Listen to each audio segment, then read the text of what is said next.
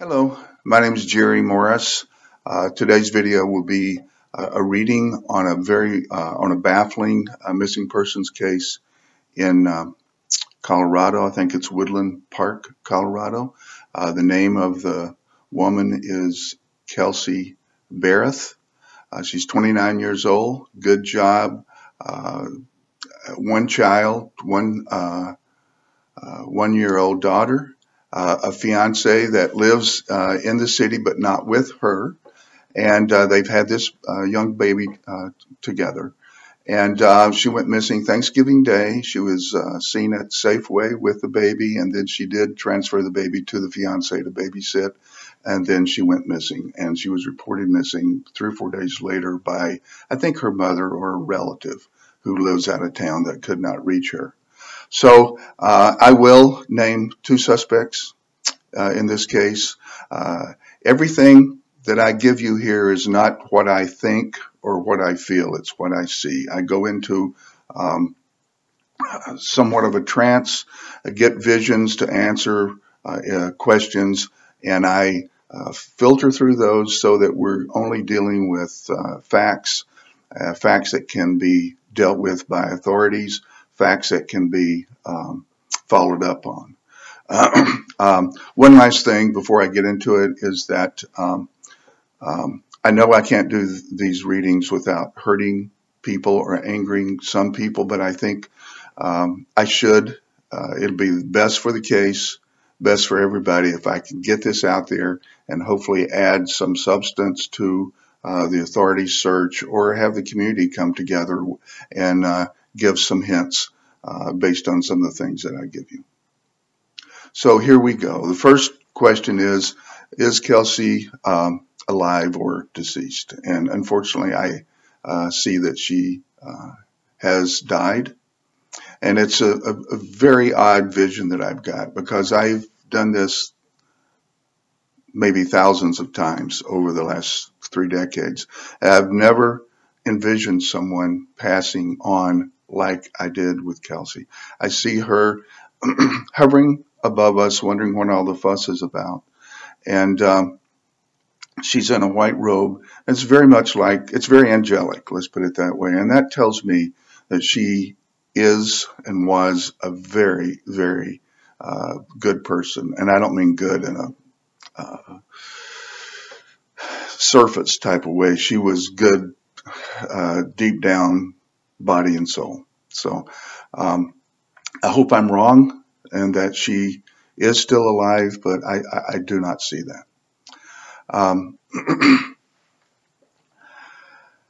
I do see her on her way home, about 5 minutes or 5 or 7 minutes from the house. I do see someone entering her house through a locked door, but they are able to open it. It's like a bolt lock, and that they're able somehow to open that up, go into the house and hide, and then sometime that evening, or before actually, they abduct her, and at some point obviously kill her. And there are 2 culprits involved. One is her fiance, named Patrick Freezy, I think would be how you pronounce it. I will let you know that he is cooperating fully with the police. He's turned over his computer and phones to them. So on the surface, he looks very innocent.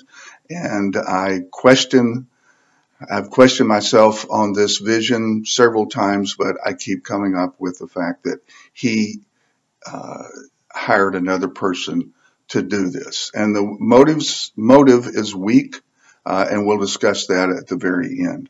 So that's your first suspect. He hired someone possibly from that he knew that lived in Florida that drove up specifically for this. This person's name is something like McCutcheon. He's small, wiry, 50-year-old guy. He, I think, originally is from Colorado.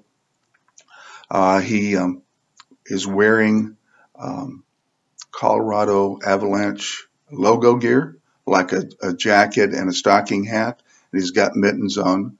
And I see him in a tan, large SUV, like a Suburban. And I see him on a highway, and it's not a back road or anything, which is puzzling. But I see him on a highway dumping the body, which is encased in a like a body bag, or wrapped up some way.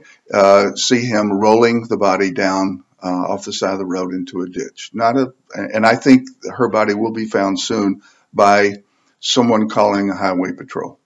And I can see the highway patrolman coming up behind the car. I do see that tires are important. Tires on that Suburban are important.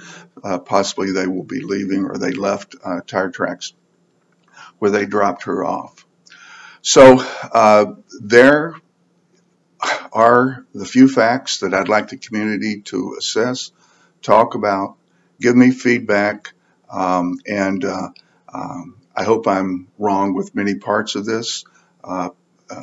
Patrick seems to be, like I say, cooperating. He seems like a nice guy, but I have to lay it out there for you.